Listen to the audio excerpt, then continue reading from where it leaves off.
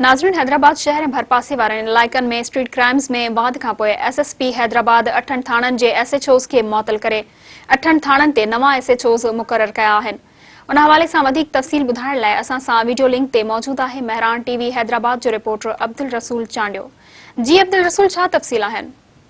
जी हाँ, बिल्कुल। हैदराबाद शहर ऐं भरपासे वारनि इलाइक़नि में बदअमनी में इज़ाफ़े खां पोइ SSP हैदराबाद उन जो नोटिस वठी 8 थाणनि जा जेके SHOs आहिनि उहे नवां जेके मुख़्तलिफ़ थाणनि ते जेके SHOs लॻल हुया उन्हनि खे मुक़ररु कयो वियो आहे, जॾहिं त मुख़्तलिफ़ थाणनि जा जेके 8 SHOs आहिनि उन्हनि खे हटाए वियो आहे।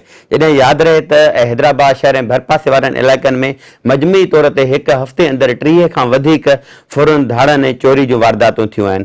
कल्ह कासिमाबाद जे पकोड़ा स्टॉप वारे इलाइक़े में पिणु हिकु फुर जी वारदात थी, जंहिंमें दुकानदार खे यरगमाल बणाए ऐं जेके जवाबदार आहिनि उहे तक़रीबन 3.5 लख रुपया रोक रक़म फुर करे विया, जंहिं ख़िलाफ़ कासिमाबाद बिज़नेस फोरम समेत मुख़्तलिफ़ जेके वापारी अॻुवान आहिनि उन्हनि तरफ़ां धरणो हंयो वियो। उनखां अलावा कल्ह कैंट वारे इलाइक़े में वारदात थी, GR कॉलोनी वारे इलाइक़े में समेत मुख़्तलिफ़ इलाइक़नि में वारदातुनि वारो जेको सिलसिलो उहो जारी हो, जंहिंखां पोइ अॼु SSP हैदराबाद उन जो नोटिस वरितो आहे, जॾहिं त SHO जेको निसार शाह आहे उनखे हटीड़ी थाणे ते मुक़ररु कयो वियो आहे। सिकंदर मुस्तफ़ा जेको आहे उनखे हिन वक़्तु कैंट थाणे ते मुक़ररु कयो वियो आहे। उनखां अलावा मालिक अबड़ो जेको आहे उनखे पिणु कासिमाबाद थाणे ते मुक़ररु कयो वियो आहे। गुलाम हैदर शाहाणी खे टंडो यूसुफ थाणे ते मुक़ररु कयो वियो आहे। अता मोहम्मद काका खे मकी शाह थाणे ते मुक़ररु कयो वियो आहे। उनखां अलावा अल्लाह ॾिनो पांवर खे सखी पीर थाणे ते मुक़ररु कयो वियो आहे। उनखां अमान लाह मीरानी जेको आहे उनखे GR थाणे ते मुक़ररु कयो वियो आहे, जॾहिं त मज़हर जेको सूमरो आहे उनखे छलगिरी थाणे ते मुक़ररु कयो वियो आहे।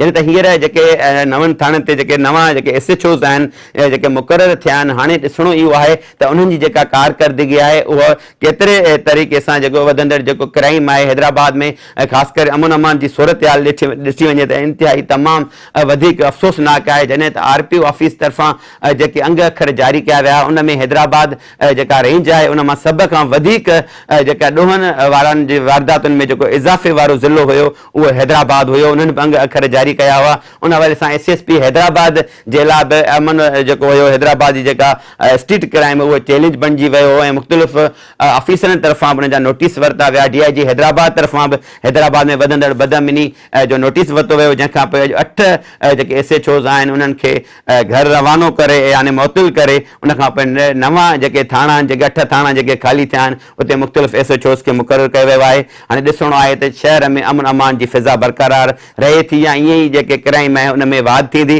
त जेके शहरी आहिनि उहे अदम तहफ़ुज़ जो शिकार थींदा। जी अब्दुलरसूल, तफ़सीलनि खां आगाह करण लाइ मुंहिंजी महिरबानी।